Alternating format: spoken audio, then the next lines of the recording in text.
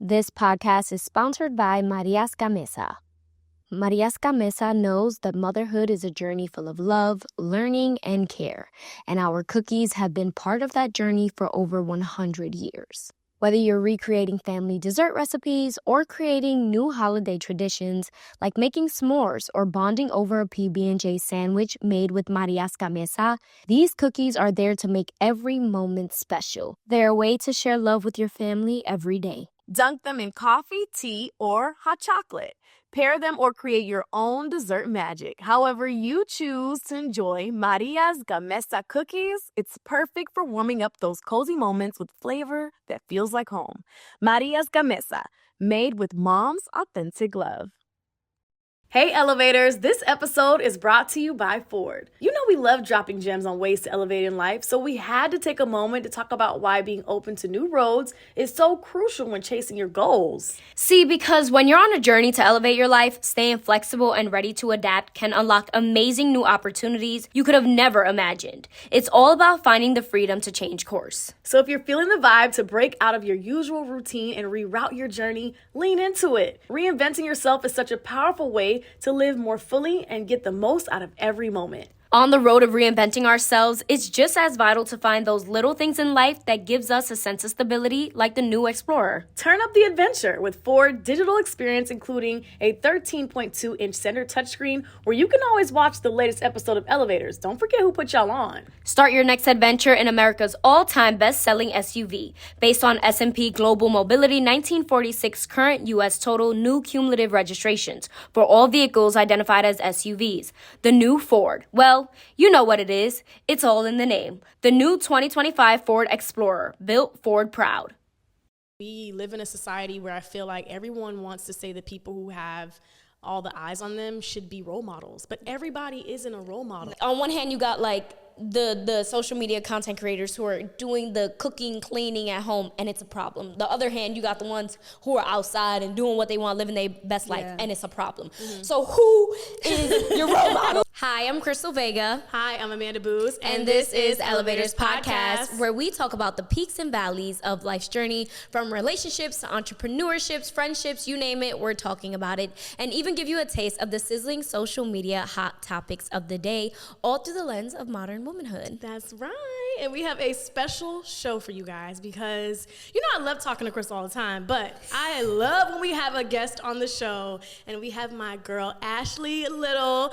Ashley is a content creator, fitness enthusiast. She shares her lifestyle here in Miami, her travel experiences, and she's also an entrepreneur and has her own fashion line. Ashley, welcome to the show. Hello. Hey, Ash. Hello. Thank you for having me. Thank you for being on with us. We're so excited to have you. I told Chris, I was like, we have to get Ashley on the show because, you know, we want to bring to you guys these different women who are just doing some amazing things and are true elevators in their own right. And Ashley is definitely a representation of that. Thank you. Of course. Appreciate you guys for having me. Of course. Where are you from? I'm from Cincinnati, Ohio. Oh, okay. So how'd you end up in Miami? A man. Okay. All right. Yes, ma'am. We see it. Right. We see the wedding. Right. Husband, to be exact. Exactly. I love that. When I first moved here, we weren't engaged yet, but I kind of had to, trust him that we were going to, and I felt we were, but at first, we weren't. It was just my boyfriend at the time. Okay. Yeah, I love that. And where did you start your content creation journey? Was that here in Miami or was that in Cincinnati? So I would say here I really took it seriously. So before here we lived in LA. We both lived in LA.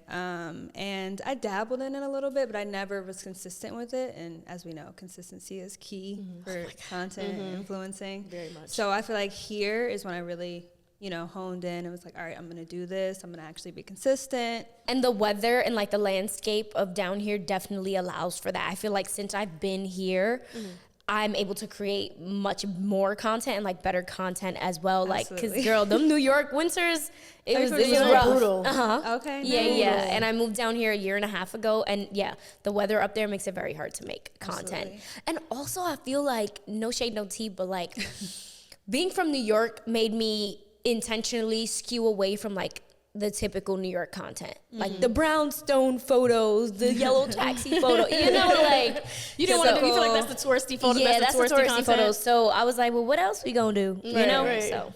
Yeah, I do love that. I feel like Miami opens up the landscape for so much when it relates to content creating, because there's always events happening here. There's more events, I feel like, happening here, and there's like tons of restaurants and just a lot of like fun stuff to do. And the weather's always beautiful. good. And the weather's really good. So Really, that really helps. good. Did you like fall into content creating? Like, were you just like casually posting and then maybe like one post went crazy? Like, how did that come about for you? Or did you make like an intentional decision, was like, I'm going to make content?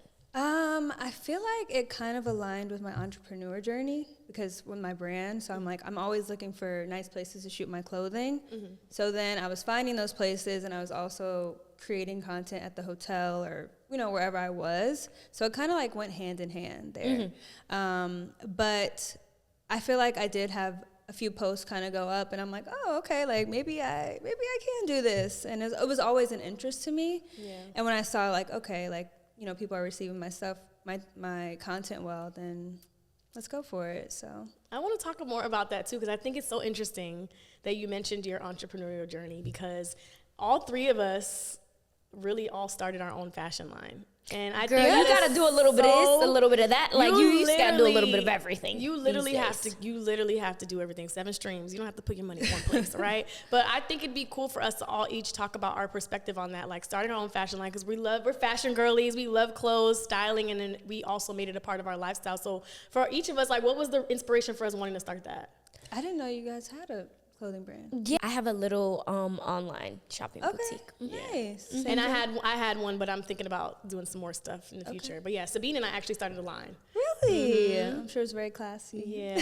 And it was called XVI Boutique because we met in 2016. We've been friends for 16 years from the date of when we started it. Aww. So we called it XVI, which is 16. But then what I loved is that we kind of tried to do our own separate styles, because we're two different styles in a sense, but then kind of merge it together. Okay. Yeah, because she's like more like a classic style, and I like trend style, but the mix of classics. So we tried to bring them both together. But how about you? What made you start a fashion line? I always wanted to, always wanted to, and I started mine during COVID actually. Oh, wow. So we moved here in 2019, or no, 2018. Moved here at the end of 2018, and I started it in 2019. It was always something I wanted to do. I initially started it with my cousin, but now it's just me. But it was always something I wanted to do. I got the opportunity. You know, things were different during that time. So my husband was like, you know, go for it. I believe in you. And yeah, I just did it. Yes, I took a look at it. I'm like, she got some cute pieces on here. And for everybody that's watching, what's the name of the line? 1122. 1122. What was the inspiration behind the name? Mark 1122. And then my cousin, we're both born in February, so I'm 211, she's 222. So. Oh, that's perfect. Yeah. And for me, it was really because people were always asking me like, oh my God, where'd you get your outfit from? And this, that, and the third. And I was like, well, I'm just going to source my own pieces and like pieces that I like. And kind of like, that's kind of what my boutique actually is. It's just like a bunch of pieces that I enjoy. It's like a curation of clothing that I like. And then, I saw that on my website. So for you guys, what helps you guys stay consistent? Because I feel like these days, as we mentioned, like doing so many different things, like our hands are involved in so many things. I know you travel, you're into fitness, and then you also help other brands build their brands and their journey, and then you have your fashion line. How do you kind of stay consistent with doing those things, but then also creating your content? So right now, I'm actually in the process of rebranding, because I did kind of let my one business like fall off on the wayside while I was doing my content. It's definitely hard to balance it.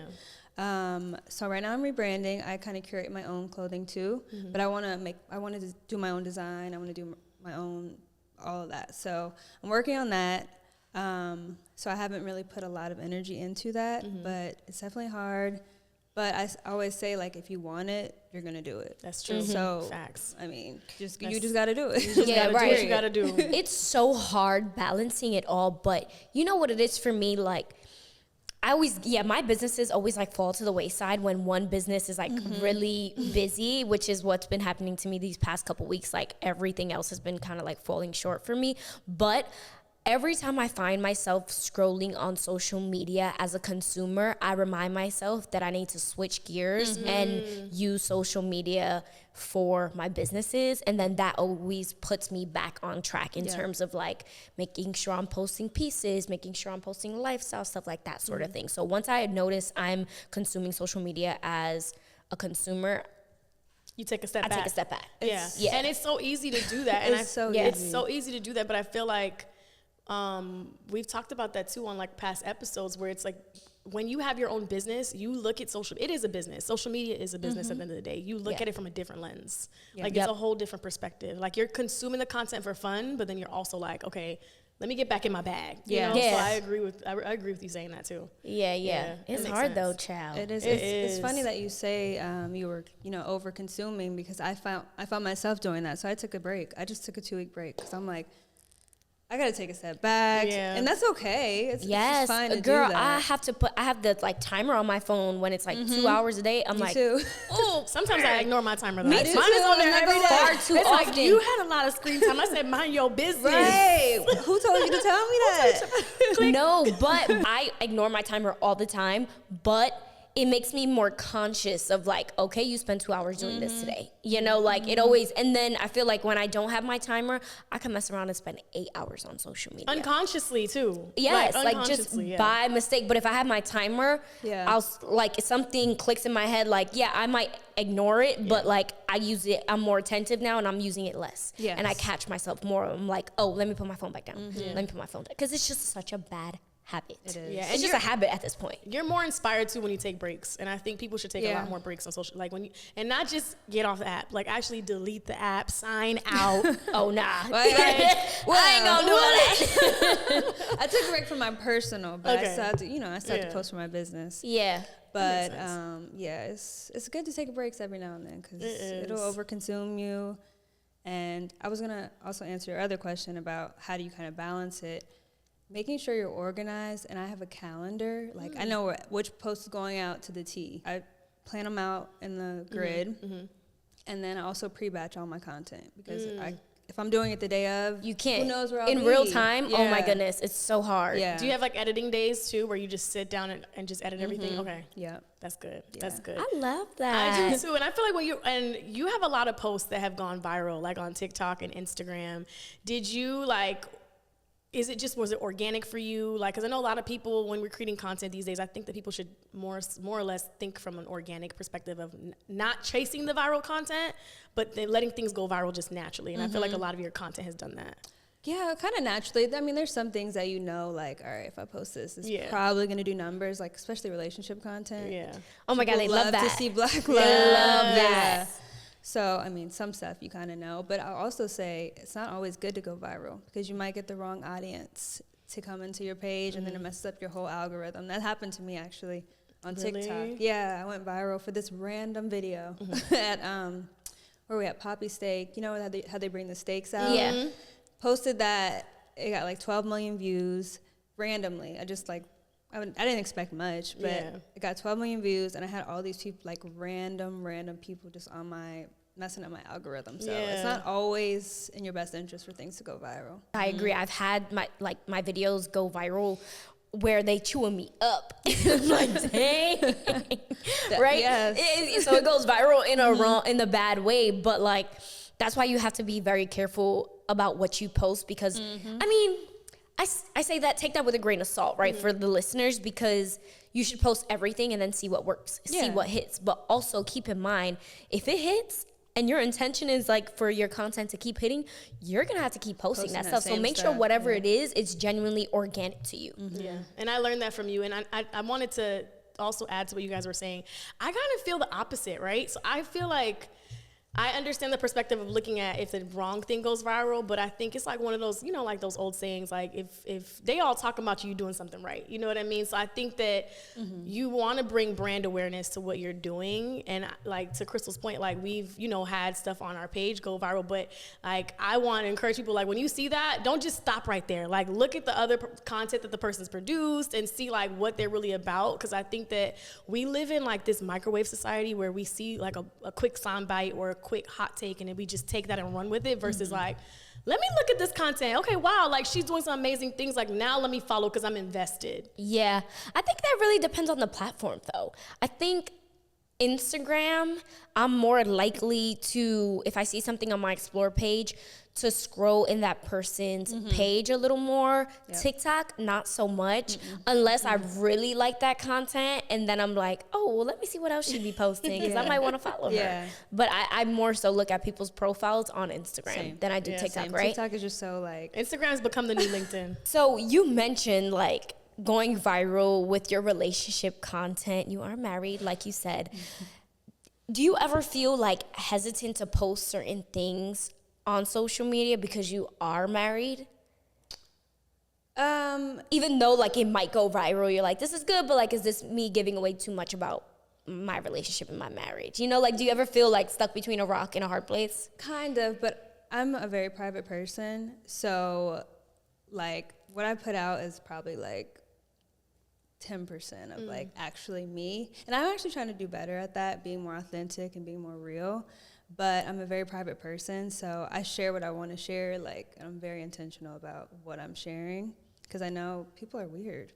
People are so strange. So I was like, I don't even want to give them an in to what I'm actually. To start commenting. Yeah, I feel like when it comes to relationship content, it's always cute to do like the viral stuff. And especially like if you're married or just like in a serious relationship in general, it's always cute to do like the viral stuff. But once you start like talking on camera and they see how you interact with each other, they'll start picking that stuff apart.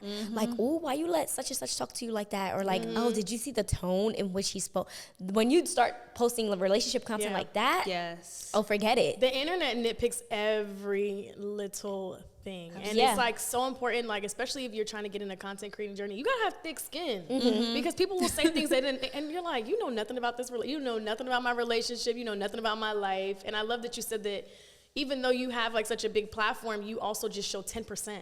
You know what I mean? So it's like you have the right to like show what you want and then keep a little for yourself. Exactly. You have to keep a little bit for yourself. You know what they're talking about a lot on social right now? Trad wife. And you are a wife, so we got to talk about it. I have been seeing that. Yes. Ooh, the girls is mad with that one. The girls are mad. Well, okay, so basically for context. Let's get the definition of what. Yes, go ahead. So for definition, a trad wife is short for traditional wife. So it refers to women who prioritize gender roles in the household over feminism and gender equality. So it's like the wife that stays at home, she cooks for the husband, she's ironing his clothes, she's making sure to take care of the kids. She's literally just a housewife, for lack of a better term. But a lot of social media has been going crazy because a lot of the content we've been seeing, you know, is like the Nara content, Nara Smith's content, and, you know, like people who were just cooking at home and they're, you know, just showing that lifestyle.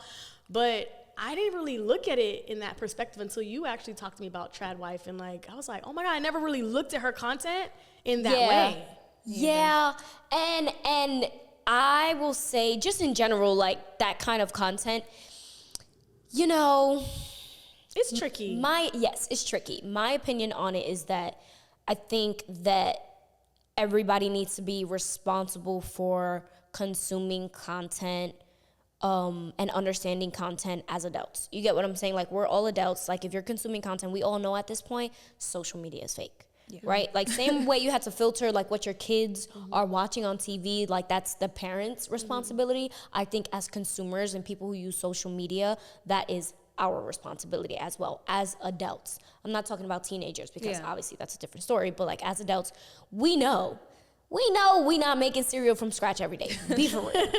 Nara kids probably get kids meal every day. Like, they probably go to McDonald's. I'm sorry. Yeah, they probably do. You know, and this is like just not to make this just about her, but like because the topic, it, realistically, we have to be honest. The trad wife conversation really came from her content because her content is cool to watch. But I think that she saw that she like what hit, and then she kept going with that because why wouldn't you? Why wouldn't you keep Why wouldn't you keep going with that? Yeah. But I think that it's not her responsibility to filter how everybody consumes content. If you believe that she did that 3 times a day, you're the problem. This podcast is sponsored by Marias Gamesa. Mariaska Mesa knows that motherhood is a journey full of love, learning, and care, and our cookies have been part of that journey for over 100 years. Whether you're recreating family dessert recipes or creating new holiday traditions like making s'mores or bonding over a PB&J sandwich made with Mariaska Mesa, these cookies are there to make every moment special. They're a way to share love with your family every day. Dunk them in coffee, tea, or hot chocolate. Pair them or create your own dessert magic. However you choose to enjoy Maria's Gamesa cookies, it's perfect for warming up those cozy moments with flavor that feels like home. Maria's Gamesa, made with mom's authentic love. If you believe that she did that 3 times a day, you're the problem. It's not her. You get what I'm saying? But I do understand the other the other side where it's like everybody feels like, oh, you should be socially responsible. Sure. Yeah. Sure, because if you were in her position and you was getting the checks that she was getting or whatever the case may be, you would not be saying that. And it's also what's important, right? Because I think that a lot of the times we live in a society where I feel like everyone wants to say the people who have all the eyes on them should be role models. But everybody isn't a role model. No, everybody doesn't want to be a role model. And I feel like we put that title on people that don't necessarily want it. She may just want to cook for her family and not want to be looked at as she's the spokesperson for young women coming up. Mm-hmm. Right. You know what I mean? 100%. Yeah, and I think that's what people's problems were when it came to the triad wife trend, because it's not just her. There's other people who are doing There's that. tons, But the reality is people enjoy that kind of content. And if that's what people enjoy, then what's the big deal? But again, like I said, I do understand in terms of the propaganda behind it. There's always going to be those people who think there's a deeper message. A deeper message. And shoot, it might be, but I'm a responsible adult, and you're not going to trick me into making cereal from scratch every day. Absolutely. And Pop-Tarts. What you think And about it? Pop-Tarts. I agree. I totally agree. I think as an adult, you have a responsibility to watch what you consume. Yeah. And I mean, for the teenagers, though, I do kind of understand that. And that's why I hate how social media has, I love social media, but I also hate that it's really warped our society into what it is now. And it's so many young girls thinking they have to, be like an R. Smith or be like, whoever, these Instagram models. Yes, Ooh, that's a good point. That's Because another that's a good one. point because That's it's another one. it's on one hand you got the social media content creators who are doing the cooking, cleaning at home, and it's a problem. The other hand, you got the ones who are outside and doing what they want, living their best life, and it's a problem. So who is your role model? Who's right? Who's right? It's Obama. always Michelle Obama, right. But it's always people are never. I say that to say people are never going to be pleased Ever. No, in life. never. It don't matter Ever. what kind of content you do. Ever. That's what I why you say. should Just do do what what you you want. do. Yeah. Do what you want. Yeah. And we live in a different world. I feel like a lot of the people who have issues with these things are stuck in back then.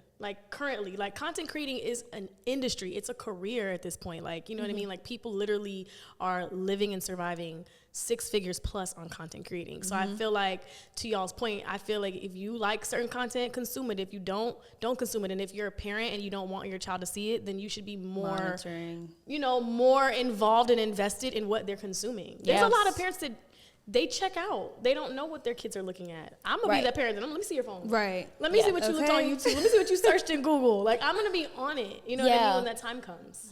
I also don't understand though, maybe this is me just being judgy, but I just don't understand how somebody can, or people can consume social media and take that and run with it and apply certain things in real life. To me, there's certain things that I'm oh, this is inspiring. I can apply this in real life. But then there's just other things where I'm this is super fake. Yeah. You get what I'm saying? And just understanding But you're the difference in tune with between reality. A lot of people not are everybody is. Not everybody is. That's think about weird. it. You have to also think about what you've been exposed to, right? So you lived in New York, you live in Miami. There's people that have not left their small towns. Yeah. There's people that Fair. live in places where they don't get the same experiences that we do. So I think that, from that perspective, you got to kind of think how that person would more so look at something, if that makes sense. Yeah. that's fair. Hey elevators, this episode is brought to you by Ford. You know we love dropping gems on ways to elevate in life, so we had to take a moment to talk about why being open to new roads is so crucial when chasing your goals. See, because when you're on a journey to elevate your life, staying flexible and ready to adapt can unlock amazing new opportunities you could have never imagined. It's all about finding the freedom to change course. So if you're feeling the vibe to break out of your usual routine and reroute your journey, lean into it. Reinventing yourself is such a powerful way to live more fully and get the most out of every moment. On the road of reinventing ourselves, it's just as vital to find those little things in life that gives us a sense of stability, like the new Explorer. Turn up the adventure with Ford digital experience, including a 13.2-inch center touchscreen where you can always watch the latest episode of Elevators. Don't forget who put y'all on. Start your next adventure in America's all-time best-selling SUV. Based on S&P Global Mobility 1946 current U.S. total new cumulative registrations for all vehicles identified as SUVs. The new Ford. Well, you know what it is. It's all in the name. The new 2025 Ford Explorer, built Ford proud. I think that as social media continues to grow, one element that our education system should start to implement is like a consumer course for social media for kids, like a communications course on like how to consume media. I think that that's super important for kids coming up with social media tools, because they need to be able to understand or decipher what's propaganda, what's facts, what's clickbait. And without kind of like a course like that in school, which I had, but I'm a communications major, you don't really know. And I think that should be, and I think that should be like a mandatory thing, like math, like English, like everything else we have to take, like a media course. I agree. Like a consumerism media course for kids. It's society. Like, we need to, put it in front of the kids, because they're gonna go out there and be like, oh, this is what clickbait looks like. This is what facts looks like, or this is what critical thinking should look like. Because that's another thing I feel like we're lacking in general, like critical thinking. And that's really when you start to think about it, like in terms of what you really take from social media and you consume, you got to be a critical thinker to say this is cap. Or like this is not realistic, or this is just for entertainment. Right. You get what I'm saying? I mean, social media is the new like television, right? Like we used to watch our news. The Real World, right? We used to watch The Real World, and that was a problem, right? Yeah. And now it's like social media is a problem. Like, so there's always going to be the new fad. There's always going to be a problem. Yeah, there's always going to be a problem. What's the next problem? It's always going to be a problem. So how do you? I want to talk about like your content creating with marriage as well. And I love that you said you know what people see is only like 10%. Do you feel like it's easier for you to kind of like connect, or do you feel like you want to connect a little bit more with your audience by like what you consume, and like what does that look like, or what do you want to like what that I definitely want to connect more. That was kind of one of my goals for 2024. It's 2025 now, and I feel like I've done a little bit better, but I think I can do better with connecting with my audience and showing. I think it's really about showing up on camera and showing your face more and talking to the camera. Like, that's a little bit where I struggle, but I'm trying to step out of my comfort zone and really prioritize that in 2025. Yeah. Because I think that's how you connect the most. Yeah. But you do a good job, because you got me wanting that Osmo camera. Was it the Osmo? I've seen how you were like described. So I feel like when you show stuff like that, people love that type of content. Okay. So so you're gonna listen. And that was me talking to the camera. Yeah, that's what I'm saying. It's always like tough doing it in the beginning, I feel like, but like something that I always tell people too, like, because I know we kind of do this professionally. Think of like the camera as your friend, or like a homegirl or a girlfriend, like someone that you want to tap into versus like the millions or the hundreds and thousands of people that you think are watching. I feel like when you feel like it's just one person, it makes it more intimate. Oh yeah, and you can connect more. Yeah, I love that. Yeah. I also want to say that shout out to you and your husband for getting married in this day and age, because I've heard it is hard in the streets. Okay, the dating pool is crazy. They say the dating pool is crazy, and I just really like admire people who are able to like commit and settle down with each other in this day and age, because again, social media, and it will do it. It just makes it hard for people. Like, I think that they consume what they see and they're like, all of a sudden nobody needs anybody, and like people don't really care for marriage as much. Totally. Totally. So that being said, I would love to know, like, how do you balance like traditional values, or what might be traditional values to you, but also like implement, modern expectations of marriage and like navigate this modern world we live in while also like remaining true to your values and your core in your marriage? Yeah, I actually love that you say that. My husband is not, is like, he's traditional, but he's like not traditional. If I don't want to cook, he's like, okay, you don't have to cook. If I don't want to clean, right. we'll order the cleaners. Like, he's not the type to be like, all right, you're cooking, you're cleaning, you're washing the clothes. And I do just Come because. on, energy. I do just because, I'm a wife. Yeah. I feel like I have kind of a duty and responsibility too, but he's never been like, all right, you need to do this, you need to do that. We'll hire the cleaners, we'll hire whoever, just to make you more comfortable and not make you feel overworked. And Yeah. So it's like on your terms. Like, you guys are creating your own. Yes. Yeah, I love your that. own definition of marriage in your perspective. Absolutely. Yeah. That's what we say. We like to do it on our own terms. We don't care about what everybody else is doing. We just do what works for us. That's important. Now, flipping it back, what do you feel like is the most rewarding part about being a wife? The most rewarding part is just having a best friend. You have a best friend for life. It's great to have somebody that is always going to be there for you, never going to hurt you, or at least intentionally try to hurt you, of course. And he's just always there for me. He always supports me. He always uplifts me.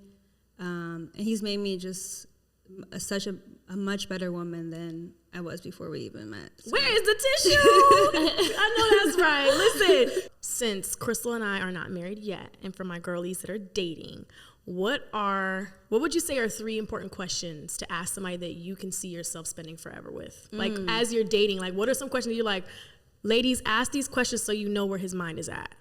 Do you have a relationship with God? And what does that look like? Because there's levels. So you can be very surface level, or he can be, very committed to the Lord and doing things that align with being committed to the Lord.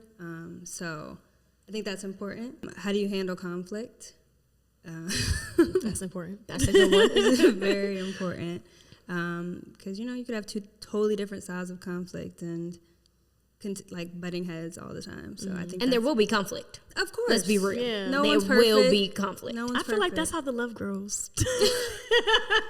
No, for real. Especially if that person handles you with care in a like, when you guys are butting heads and that person still continues to handle you with care, you like, you ain't so bad anyways, even though you get on my nerves. Yo, I say that all the time. Oh, who you said that about? No, I'm just. I say it all the time. Okay, I'm not in that seat yet, but this is how I feel, right?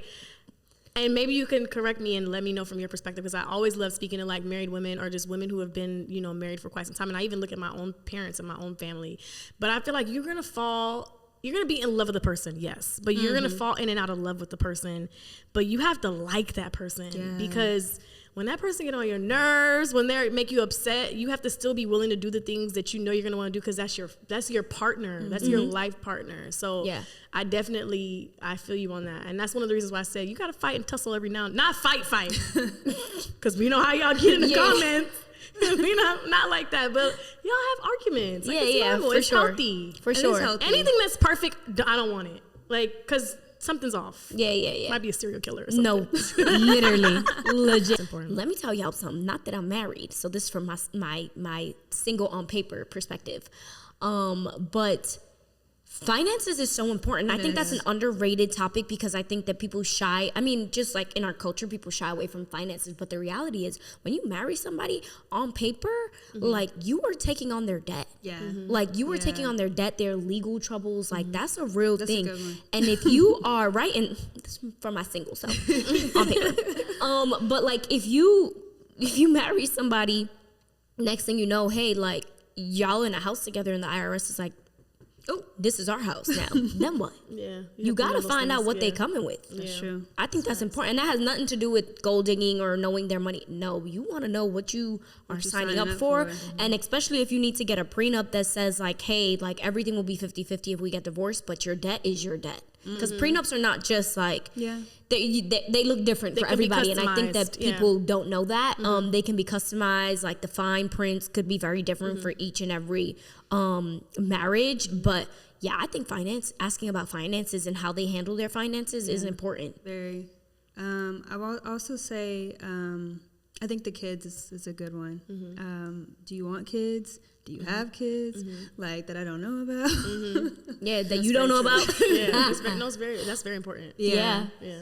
That's a part of compatibility. Yeah, for sure. And communication. I know it's so cliche, but communication. That's big. It's everything. I would say a large part of arguments happen because of a lack of communication. And that's actually something I'm working on, is communicating better, because I like what's it called? Like shut down. I shut down. Yeah. And it's something I'm working on. But it's very important. I shut down too when I'm mad. I go silent. Me and a monk could go week for week. I don't talk. See, I'm the opposite. I can't. I'll be like quiet and I'll be like, but let me tell you about it. Like, I'm like, at some point I'm gonna break. But I think that it's big too to recognize that you know that that's something that you guys want to transition and grow out of. Sometimes I feel like I overshare in that sense. No, for real, because if something is bothering me, you're gonna know. And then you might be like, what's wrong? And I'll be like, this. That's me. Yeah. Like, You're not like, oh, nothing's wrong. Oh no, I might do that in the beginning. I'm not a nothing's wrong person. I'm gonna go off and then I'm gonna go silent. Oh, so you're gonna you're gonna lay it all out. I'm gonna lay it out. Yeah. And then I'm gonna let you sit with it. Think about your behavior. How much time can that go on for? You go weeks? I'm telling you, I can Have you go ever gone days. months? No. Well, it depends how serious the situation is, but I can go. Dang. Me and a bridge, I'm gonna be standing last. I'm just so prideful. Me and pride, we go together. Real bad. Actually, really bad. I need to work on it. But thank you so much for coming on with us. We really appreciated talking with you and vibing, and you giving us the scoop on social media and marriage. It still exists out there, y'all. So for anybody who's thinking about marriage, committing, she is proof that it is possible in this society we live in today. Absolutely. Make sure you guys follow Ashley on all of her social media platforms. And if you like this episode, make sure you share it, comment. You know we love receiving y'all's love on the show, but thanks, guys. Bye. Bye. Hey, elevators. This episode is brought to you by Ford. You know we love dropping gems on ways to elevate in life, so we had to take a moment to talk about why being open to new roads is so crucial when chasing your goals. See, because when you're on a journey to elevate your life, staying flexible and ready to adapt can unlock amazing new opportunities you could have never imagined. It's all about finding the freedom to change course. So if you're feeling the vibe to break out of your usual routine and reroute your journey, lean into it. Reinventing yourself is such a powerful way to live more fully and get the most out of every moment. On the road of reinventing ourselves, it's just as vital to find those little things in life that gives us a sense of stability, like the new Explorer. Turn up the adventure with Ford digital experience, including a 13.2-inch center touchscreen where you can always watch the latest episode of Elevators. Don't forget who put y'all on. Start your next adventure in America's all-time best-selling SUV. Based on S&P Global Mobility 1946 current U.S. total new cumulative registrations for all vehicles identified as SUVs. The new Ford. Well, you know what it is. It's all in the name. The new 2025 Ford Explorer, built Ford proud. Today we have two very special guests on our program, introducing Lem and Lime. Hello. For Starry Lemon Lime Soda. Thanks for having us. What is Starry Lemon Lime Soda? It's a crisp, clear burst of lemon lime flavor, and it's caffeine-free. Between us, one of you must be a little more important to Starry than the other. Who is it? We're both important. So it could just as easily be Starry Lime Lemon Soda. No, that doesn't sound right. Ooh, I like it. So you saying hip-hop could be hop-hip? Works for me. Starry Lemon Lime Soda. Starry hits different.